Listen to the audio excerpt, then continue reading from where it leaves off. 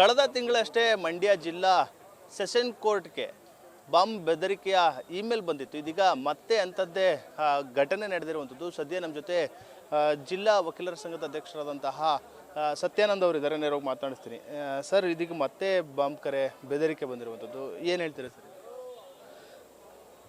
ತಂತ್ರಜ್ಞಾನದ ಬೆಳವಣಿಗೆ ಆದಂತೆ ಈ ತಂತ್ರಜ್ಞಾನವನ್ನು ದುರುಪಯೋಗ ಪಡಿಸ್ಕೊಂಡು ಕೆಲವು ಕಿಡಿಗೇಡಿಗಳು ಶಾಲೆಗಳು ಮತ್ತು ನ್ಯಾಯಾಲಯಗಳನ್ನ ಗುರಿಯಾಗಿಸ್ಕೊಂಡು ಈ ಥರ ಥ್ರೆಟ್ ಕಾಲ್ನ ಇಮೇಲ್ ಮುಖೇನ ಮಾಡ್ತಾ ಇದ್ದಾರೆ.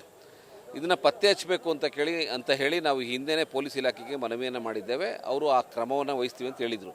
ಆದರೆ ಪದೇ ಪ್ರತಿ ತಿಂಗಳು ಇಂತಹ ಕುಚೋದ್ಯದ ನಡವಳಿಕೆಗಳನ್ನು ಮಾಡ್ತಾ ಇರ್ತಕ್ಕಂಥವ್ರು ಯಾವ ಉದ್ದೇಶವನ್ನು ಇದ್ದಾರೆ ಅಂತಕ್ಕಂಥದ್ದನ್ನು ಪೊಲೀಸ್ ಇಲಾಖೆ ಪತ್ತೆ ಹಚ್ಚಬೇಕಾಗಿದೆ. ಅದಕ್ಕೆ ಅವರು ಕ್ರಮ ವಹಿಸ್ತಾರೆ. ಆದರೆ ಈಗ ಇಂಥ ಕರೆಗಳಿಂದ ಆತಂಕ ಆಗ್ತಕ್ಕಂಥ ವಾತಾವರಣ ನ್ಯಾಯಾಲಯದ ಆವರಣದಲ್ಲಿ ಕಂಡು ಬರ್ತಾ ಇಲ್ಲ. ಕಾರಣ ಏನು ಅಂದರೆ, ಕಳೆದ ಸಾರಿ ಬಂದಂಥ ಸಂದರ್ಭದಲ್ಲೇ ನಾವು ಅದಕ್ಕೆ ಬೇಕಾದ ಸೇಫ್ಟಿ ಮೆಜರ್ಸ್ನ ಕೂಡ ನಾವು ಮಾಡ್ಕೊಂಡಿದ್ದೇವೆ. CCTV ಫುಟೇಜಸ್ ಇರ್ಬೋದು ಮತ್ತು ಮೆಟಲ್ ಡಿಟೆಕ್ಟರ್ಗಳು ಆಗ್ತಕ್ಕಂಥ ಕೆಲಸವನ್ನು ಈಗ ಮಾಡ್ತಾ ಇದ್ದೇವೆ.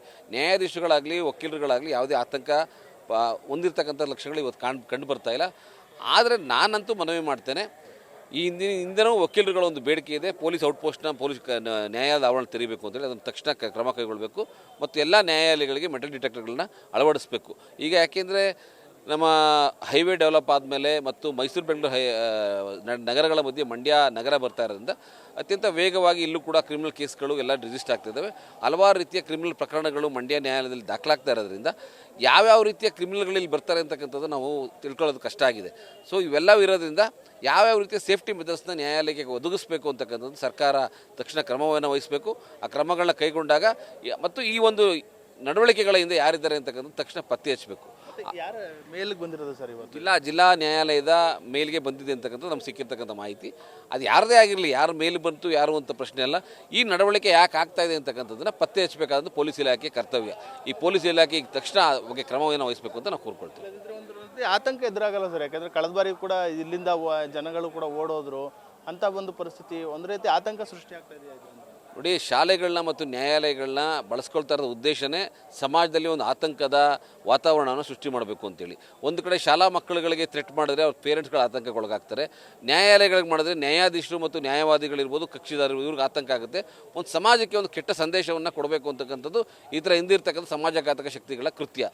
ಆ ಕೃತ್ಯವನ್ನು ಪೊಲೀಸ್ ಇಲಾಖೆ ಬುಡಮೇಲು ಮಾಡಬೇಕು, ಅದನ್ನು ಬುಡಸಹಿತ ಕಿತ್ತಾಕಬೇಕು ಅಂತಕ್ಕಂಥ ನಮ್ಮ ಒತ್ತಾಯ. ಈಗ ಕಾರ್ಯಕಲಾಪ ನಡೀತಾ ಇದೆ? ಖಂಡಿತ ನಡೀತಾ ಇದೆ. ಯಾವುದೇ ಕಾರ್ಯಕಲಾಪಗಳು ನಿಂತಿಲ್ಲ.